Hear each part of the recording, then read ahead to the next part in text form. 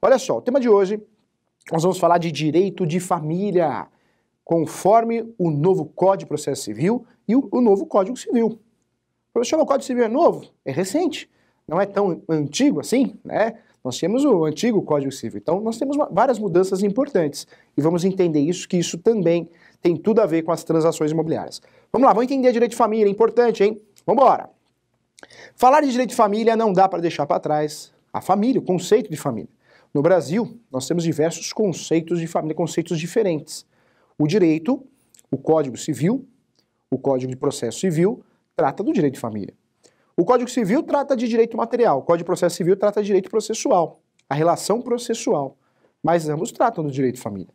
Quando eu falo de direito de família, no Código Civil, novo, o direito de família, nós sabemos que ocorrem mutações, mudanças a todo momento, atualizações a todo momento. O Código Civil é muito conservador. Quem acompanha as mudanças do Código Civil, dificilmente existe alteração no Código Civil. Outros ramos do direito, penal, tributário, trabalhista, é muito comum reformas, atualizações, emendas constantemente. No direito civil, quem acompanha sabe que não. É conservador, e muito conservador.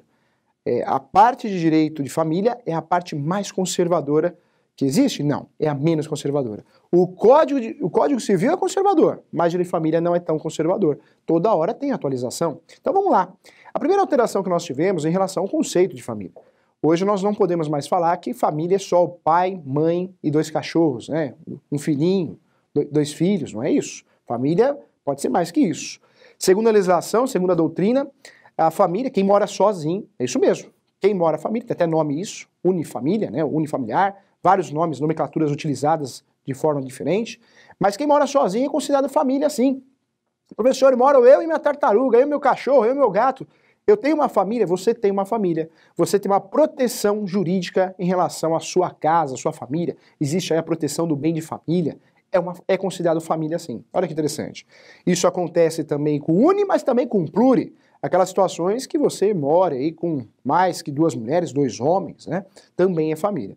É considerado família também, segundo a resolução 175 do Conselho Nacional de Justiça, a união de pessoas do mesmo sexo. Não há mais dúvida, não há mais preconceito em relação a isso, né? Também é considerado família.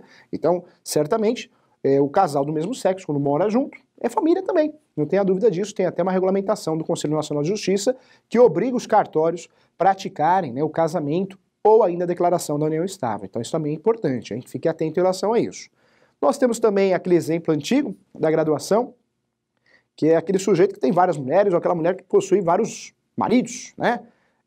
Para facilidade e ficar didático, o MC Catra, né? Falecido MC Catra, um exemplo disso, né? Também é considerado família, né? Por mais, independente de concordância ou não, não é a intenção. A justiça considera família, ou seja, a jurisprudência, a doutrina considera a família também. Então, veja só quantas mudanças em relação ao conceito de família. Não dá mais para falar que aquela família original, só aquilo é família. É família também, mas nós temos outros conceitos de família. E isso envolve direito material e direito processual. Além dessas situações, dessas novas famílias, nós temos também um novo conceito, né, de família em relação à união estável. É isso mesmo. O casamento era o principal conceito de família, né? Enxergar um casamento era enxergar a família. Hoje a união estável também é. Casamento, você sabe muito bem, tratando de direito de família, envolve sim divórcio. Quem casa se divorcia. E se tem bens, existe a partilha de bens. Partilha é a divisão dos bens. Professor, e a separação? Ainda existe, hein? Separação existe, claro que existe. A separação, não, na verdade, muita gente falou que com a reforma do Código de Processo Civil não existiria mais a separação, mas ela existe sim, ela está viva. Na verdade, o seu uso não é praticado, né, todo dia, porque hoje, se você pode se divorciar direto, para que você vai fazer uma separação? Nós temos uma emenda constitucional, que é a 66 de 2010, que permite que você faça o divórcio direto. É isso mesmo. O divórcio direto é acabar com o vínculo do casamento. Eu não preciso de uma segunda etapa. Quando eu faço a separação, eu vou precisar fazer, em um certo momento, o divórcio. Então a separação, se eu faço separação hoje, posso fazer, eu vou precisar, dentro de um lapso temporal, fazer a conversão da separação em divórcio. Por isso hoje, você bem orientado pelo seu advogado, normalmente quando você procura o profissional jurídico, você acaba fazendo já o divórcio. Você não vai fazer a separação, porque se você fizer a separação, você vai ter que fazer uma outra ação que chama conversão de separação em divórcio. Mais dor de cabeça, demora mais e talvez, né, se você não tem a justiça gratuita, conforme o artigo 98 do CPC, você vai ter que pagar as custas judiciais. Isso no cartório ou ainda no fórum. Né? Então, por isso, muita gente, a partir da emenda constitucional 66 de 2010, optou em fazer divórcio direto. O divórcio pode ser consensual ou litigioso. Consensual quando não tem briga. O melhor dos mundos. O casal, na verdade, pede ao juiz a homologação de um verdadeiro acordo em relação à guarda, visita. A guarda pode ser compartilhada ou a guarda unilateral, né? Pensão alimentícia, partilha de bens. O divórcio consensual sempre é a melhor opção, hein? O professor tem escritório de advocacia, eu sempre falo isso para o cliente. Litígio não leva ninguém a nada. Eu só vou fazer litígio, brigar, se precisar muito, se não tiver outra opção. Porque o acordo sempre é melhor. Quando a gente faz um processo, existe uma chamada sentença traumática pela doutrina. E é traumática mesmo, porque nunca você vai ganhar tudo. Né? Nunca você vai ganhar tudo o autor, e o réu também não. Né? O réu também, por mais que ele faça uma baita de uma defesa, alguma coisa ele vai perder. Então não vale a pena, né? Olha só que interessante. Quando eu falo de divórcio, tem o litigioso. O litigioso é importante, que também é chamado de contencioso. É aquele divórcio que tem briga. Isso mesmo, é aquele divórcio que tem briga. Então não dá para, tem que separar. Divórcio consensual ou voluntário, que é a mesma coisa, e divórcio litigioso, ou ainda também chamado de contencioso, que é a mesma coisa, tá bom? Tem briga. No divórcio litigioso tem citação. Eu vou citar o outro para se defender, apresentar as respostas do réu. Quando eu falo de um divórcio consensual, não tem citação. Pode ser o mesmo advogado para os dois. Olha só, vai economizar até no honorários advocatícios, tá vendo? Como consensual é muito bom. Então, quando não tem jeito, aí não tem jeito, resta realmente o litígio, mas tem que evitar. Divórcio, casamento, né? Quando nós falamos de divórcio, existe uma relação de casamento. E casamento nos lembra de regimes. Quando eu caso hoje, nesse momento, o regime automático é o parcial de bens. Após a constância do casamento, tudo é dos dois. Tanto os débitos como os créditos, hein? Ou seja, tudo que foi adquirido, constituído, conquistado é dos dois. E tudo que é dívida é dos dois também. Na humilde opinião do professor, o casamento, o regime automático deveria ser separação total de bens e evitar muita briga. Mas não é. O regime automático hoje, quando você casa e não opta por um regime diferente, é o regime parcial de bens. Parcial de bens é automático, quando eu não escolho. Quando eu quero escolher um regime, olha que interessante, ó. Regime de bens, hein? Não é regime de comida, né? Regime de bens.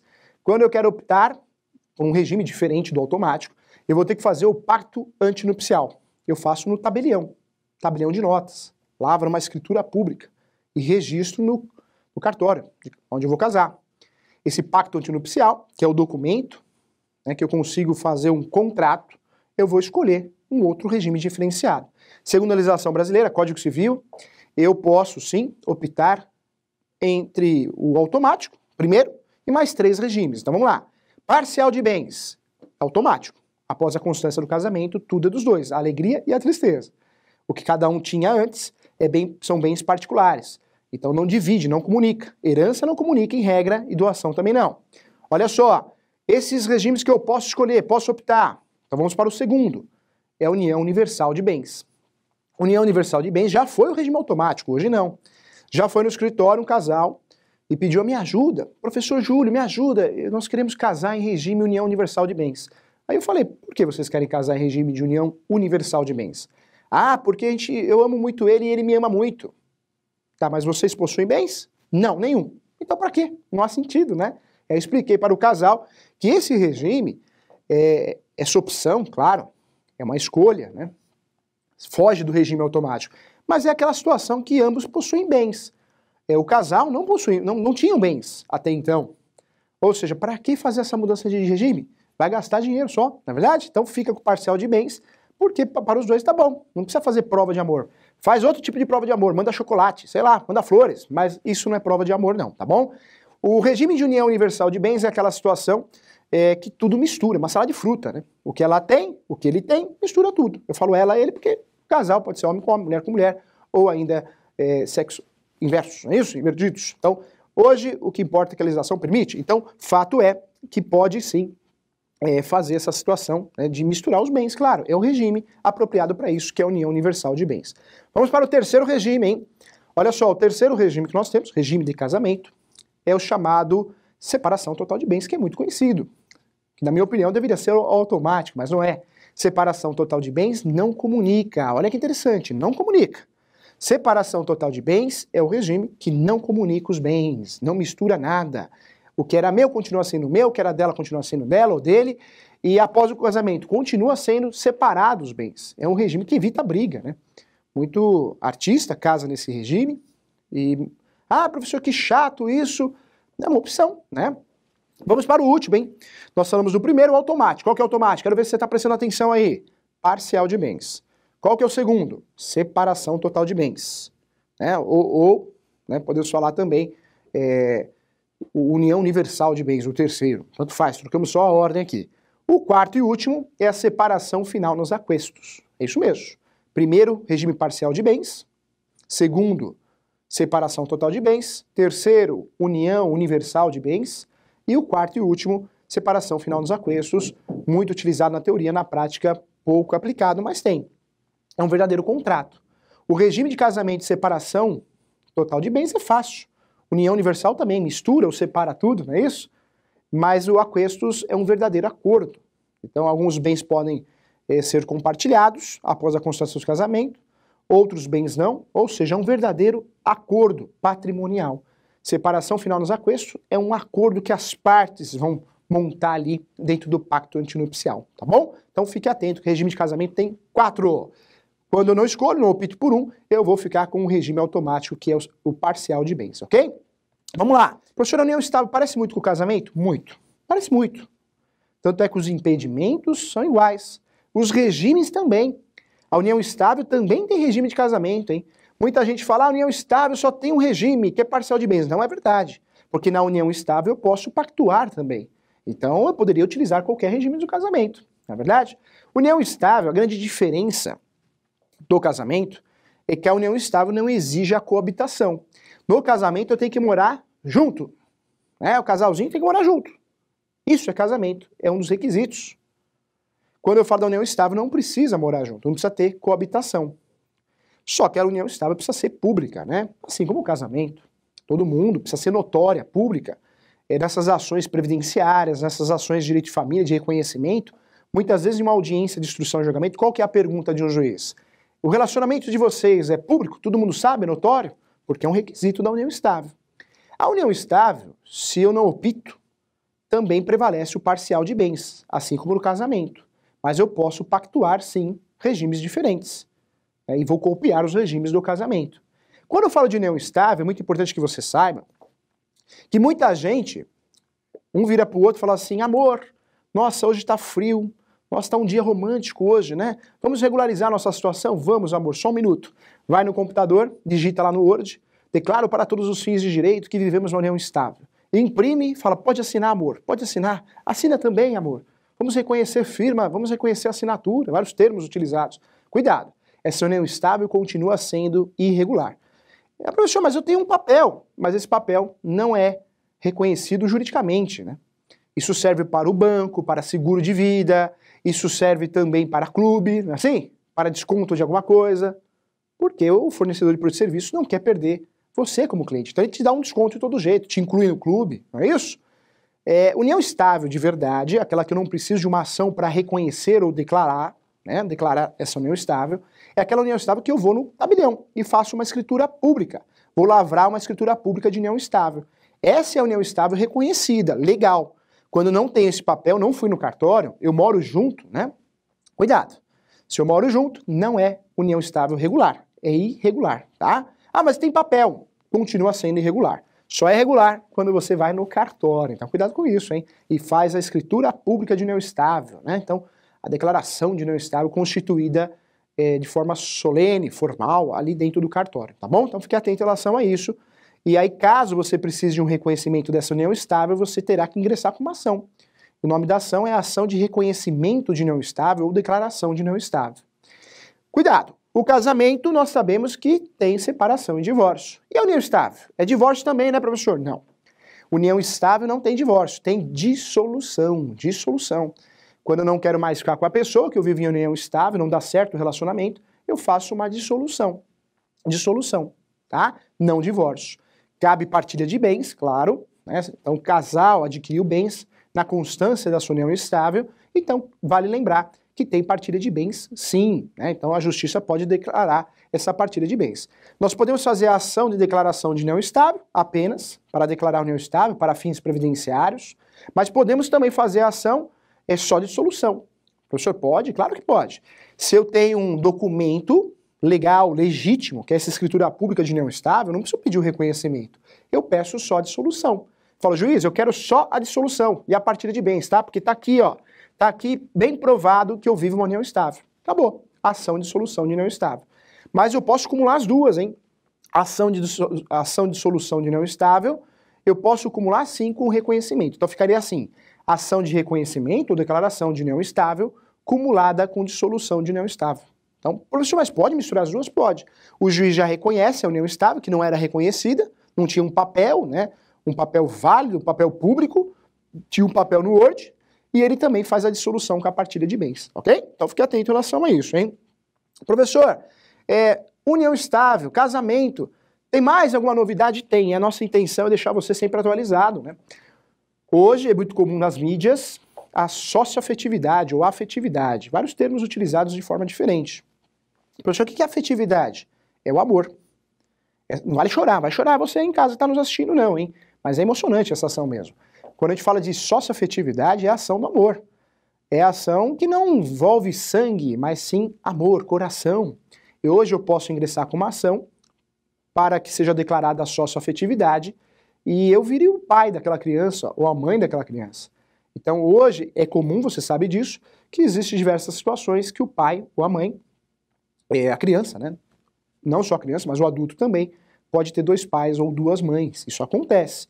Graças ao quê? A socioafetividade, a ação declaratória de socioafetividade. Ou seja, eu vou realmente pedir ao judiciário, ao Poder Judiciário, que reconheça o amor pelaquela criança, aquele adolescente, e ele declarando isso gera efeitos, né? Um dos efeitos é a verbação naquela certidão, né? Aparece filiação, você vai aparecer como pai ou como mãe, e claro que isso gera direito sucessório, sim.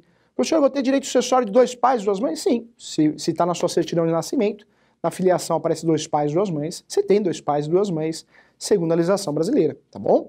O pai de sangue, o pai de amor. Então fique atento também, uma ação nova também é direito de família, atualizadíssimo inclusive, hein? Olha só, hein? Vamos lá. Do direito de família você sabe que sai pensão alimentícia, não é isso? Nós temos a ação de pensão alimentícia que tem o objetivo de regularizar a situação. Tanto o réu pode ser o pai ou a mãe, né? Pensão alimentícia tem o objetivo de regularizar a situação. O desconto será feito com base, se o sujeito tem vínculo empregatício, em uma porcentagem. Que não tem esse negócio de 33%, isso é boato, isso é lenda, hein? Nós temos pensões alimentícias que chegam a 50%, 45% no Brasil. Isso é boato, tá? Isso não existe, não está na lei, esse limite de 33%. O normal, o padrão é 25%, 20%, né? É o mais padrão utilizado, mas não que seja o limite. Quando o sujeito não tem vínculo empregatício, cuidado também. Não é uma porcentagem, mas sim o salário mínimo. Porque a pensão alimentícia tem que ter reajuste. Se está sendo descontado a pensão alimentícia em folha de pagamento, tudo bem, vai acompanhar os reajustes do salário, não é isso? Mas na falta, quando não tem CLT, vínculo empregatício, não é um servidor público, fato é que tem que ser com base no salário mínimo, porque o salário mínimo tem um reajuste todo ano. Então, o comerciante, o empresário, o autônomo, ele vai pagar pensão alimentícia com base no salário mínimo, meio salário mínimo, depende da situação. Quero lembrar você que pensão alimentícia é necessidade e possibilidade, é um binômio, hein? Quanto precisa a criança? Necessidade. Qual a possibilidade do pai ou da mãe? Possibilidade. Necessidade e possibilidade. É isso que vai determinar o valor da pensão alimentícia. Tanto é que o filho do Neymar tem uma pensão alimentícia, mais de 20 mil reais por mês, mas qual que é a possibilidade do Neymar? Qual que é a necessidade do filho do Neymar? É diferente da nossa. Então isso muda muito, tá bom? Então fique atento em relação a isso. Quando eu falo de pensão alimentícia, nós temos as ações conexas, né? Uma dessas ações conexas, realmente é importante falar sobre a ação de execução de alimentos. A ação de execução de alimentos é aquela situação que o pai ou a mãe não paga a pensão alimentícia, então eu vou executar. Pode ser sob pena de penhora ou de prisão. Quero lembrar você que é a única prisão cível que nós temos nesse momento no nosso país, hein? Depositário infiel não existe mais, tem até súmula que trata desse assunto. Hoje, atualmente, nós só temos realmente a prisão cível da pensão alimentícia, tá? Isso na execução, na falta do pagamento. Tem a revisional, também é uma ação conexa à ação de alimentos, que serve para aumentar ou diminuir o valor da pensão alimentícia, revisional. Tanto, professor, quem pode ingressar com essa ação? Pode ser a criança, o adolescente, ou os pais, né? Para aumentar ou diminuir, também vinculada à relação necessidade e possibilidade. E nós temos uma ação importante que não pode esquecer, que é a exoneração. Vamos lá. Exoneração de alimentos. Cuidado, hein? Meu filho tem 21 anos, eu vou parar de pagar a pensão para ele. Meu filho tem 24 anos, não faz faculdade, parei. É automático. Não tem nada de automático. Para com isso, hein? Ô boato bobo, hein? Ô boato feio. Pensão alimentícia é um negócio sério, hein? Você só deixa de pagar se a justiça, em sentença, falar não precisa pagar mais. Qual que é o nome disso? Exoneração. Exoneração. Quando não quero pagar mais, vai pagar. Porque a sua opinião, né, sua, seja homem, seja mulher, não vale. Ah, mas é automático. Não existe. Tem que ingressar com uma ação que chama ação de exoneração de alimentos, e aí a justiça, se entender, se você tiver provas, provas documentais, provas orais, no sentido de bater nesse binômio necessidade e possibilidade, legal. Aí você vai conseguir realmente deixar de pagar a pensão alimentícia. Se não, vai pagar. Cuidado, hein? Não adianta fazer exoneração quando o seu filho, né, ele tem deficiências, sejam físicas ou mentais. Quando tem deficiência, seu filho tem a necessidade de você, né, da sua ajuda, do seu auxílio a vida toda. Então não adianta ingressar com ação, vai perder, tá? A gente vê cada ação absurda, né? É ingressar para perder, não tem sentido. Cuidado. Exoneração é uma ação que você tem que ter motivos, justificativas, provas, senão você não leva. No Brasil nós temos pessoas com 40, 45 anos que recebem pensões dos seus pais, é isso mesmo. Ah, professor, que absurdo, independente de a gente dar opinião aqui, tem que trazer a coisa como ela é. Não estou dando opinião, não. Se o pai, né, a justiça entende, se o pai tem possibilidade, e esse, não vou chamar de adolescente porque não é mais, 45 anos, né? Se tem a possibilidade o pai e a necessidade o filho, vai receber pensão. É uma realidade, tá? Então vamos acabar com essas lendas jurídicas absurdas aí que tá louco. Então, cuidado, hein? Professor, vale a pena falar de direito de família? O que mais? Nós temos aí a guarda. A guarda também tem muita bobagem que a gente escuta. Cuidado, presta atenção aqui, acorda aí, olha só. Nós temos a guarda compartilhada e a guarda unilateral. No Brasil, nós só temos duas guardas, hein? Não existe guarda unilateral. Não existe guarda unilateral. A guarda unilateral, ela já foi a mais utilizada, segundo a jurisprudência, no nosso país, no passado.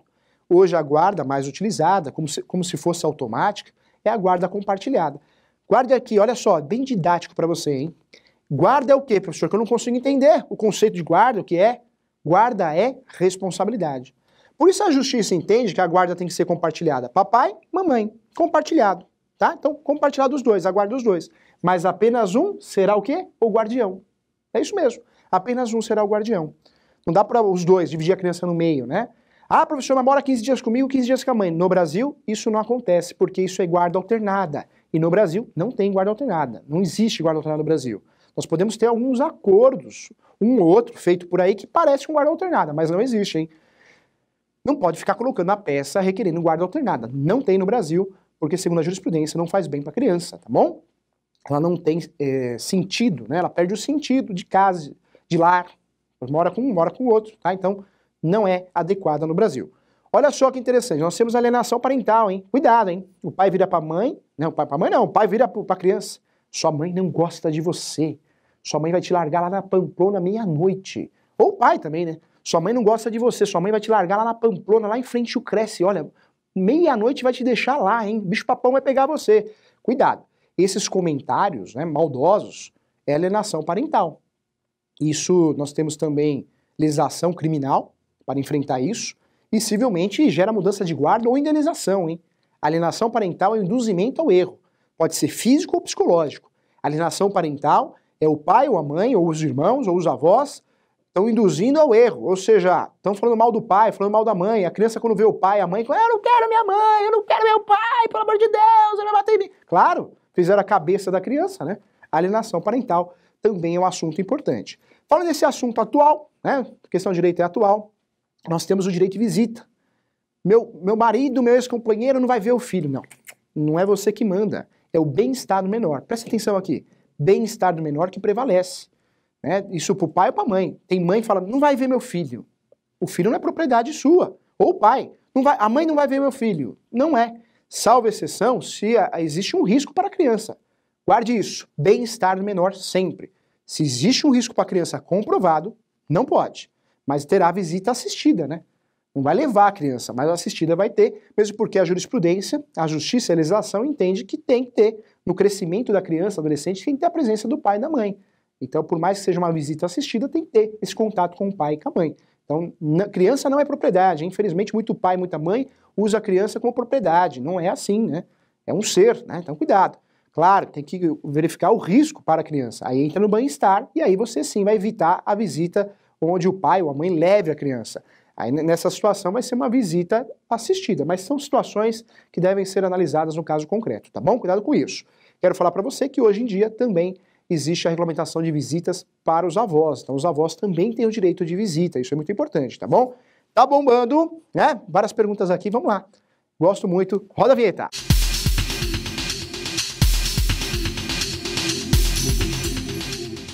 Bom dia, professor. Filho fora do casamento tem direito à herança? Aline, tem. A jurisprudência, a justiça, a legislação entende que não tem mais aquela situação, o filho bastardo, isso não existe mais. Filho é filho, ele tem os mesmos direitos dos filhos, né, do casal. Então, filho é filho. Herança é dividida de forma igual, tá bom? Abraço para você. Fernando Carrara. Bom dia. A visitação pode ser negada por atraso de pensão? Fernando, questão de direito é transparência, hein? Não. Não tem nada a ver uma coisa com a outra. Né? A gente não pode justificar um erro com outro erro. A pensão, existe a obrigação de pagar. Mas não pode, na falta do pagamento da pensão, não vai ver meu filho. Não, isso é um outro erro. Um erro não justifica com outro erro, tá bom? Nesse caso, se ocorreu isso, pode ser feita uma ação de regulamentação de visita com liminar, né? Ou seja, tutela provisória para que você consiga visitar o seu filho. Uma coisa não tem nada a ver com a outra. Se não foi dado o direito de visita, você pode ingressar com uma ação. Se não foi paga a pensão, pode ser feita a execução. Isso é um costume do brasileiro, né? Um erro se justifica com o outro. Não é assim. Se existe uma situação problemática ali, não vamos estragar a outra situação. Cuidado, tá bom? Não é motivo para falar não na visita, ok? Cuidado. Gabriela Souza, bom dia. A mãe precisa da autoridade do pai da criança para mudar de cidade? Gabriela, depende. Melhor resposta do direito, né? Depende da guarda. Que guarda que tem? Se for compartilhada, precisa. Porque, na verdade, a guarda compartilhada é a responsabilidade dos dois. Nessa guarda compartilhada, um deles é o guardião. Então precisa analisar o tipo de guarda. Se for unilateral, precisa ser verificado o que foi combinado também. Precisa analisar o caso concreto, tá? Em regra precisa, tá bom? Um abraço para você, obrigado por estar acompanhando o nosso programa. Transparência aqui, falar o que é, né? Não falar o achismo, não. Paulo Castro, bom dia, professor. A declaração de convivência tem vencimento? Tem que ser renovada anualmente? Mentira isso, viu? Paulo, 10. Chocolate para você de presente. Não existe isso, isso é mentira.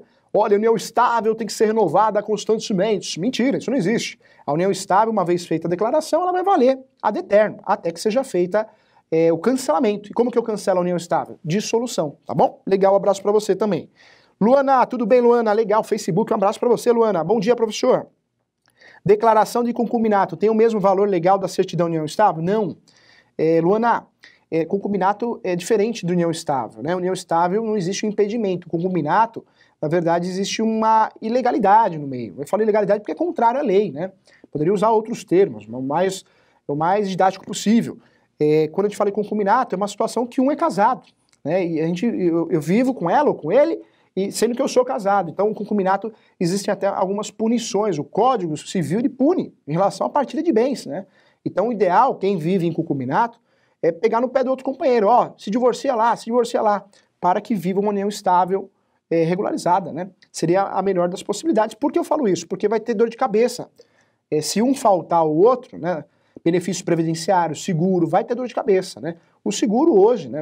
Teve uma mudança de jurisprudência, é mais vinculado ao beneficiário, mas existem teses de nulidade, precisa tomar cuidado, tá? O ideal é que você converse com ele ou com ela para regularizar a situação, faz ele fazer o divórcio, para que você possa viver uma situação mais tranquila, tá bom? Um abraço para você, Luana, obrigado, viu? Bom dia, professor, adoro suas explicações, obrigado, com muito carinho estou aqui.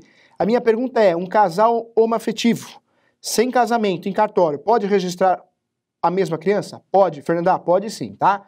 Hoje, o relacionamento homoafetivo, seja união estável, seja casamento, para resolução, anota aí, 175 do Conselho Nacional de Justiça, o cartório é obrigado a fazer tanto o casamento como a união estável. Fato é que podem perfeitamente registrar uma criança pela adoção ou outros meios, tá bom? Isso é perfeitamente comum, o direito mudou, o direito civil é conservador, mas o direito de família não é tão conservador assim, porque ele tem que acompanhar as mutações da família, tá bom? Abraço para você. Olha só, o Marco Pinheiro, parabéns pelo programa, número 200, verdade, Marcos. Didática incrível, não perco um. Obrigado, continue acompanhando, Marcos. E ajude também a divulgar o nosso programa nas redes sociais, para que a gente possa atingir o maior número de pessoas, no Facebook, também não só no Facebook, mas no Instagram, isso ajuda muito, tá bom? Estamos chegando ao final. Eu agradeço todos os telespectadores aqui da questão de direito. É com muito carinho que o professor já está há 4 anos, mais de 4 anos aqui. Hoje, programa 200, feito com muito carinho para você. Um grande abraço. Tchau!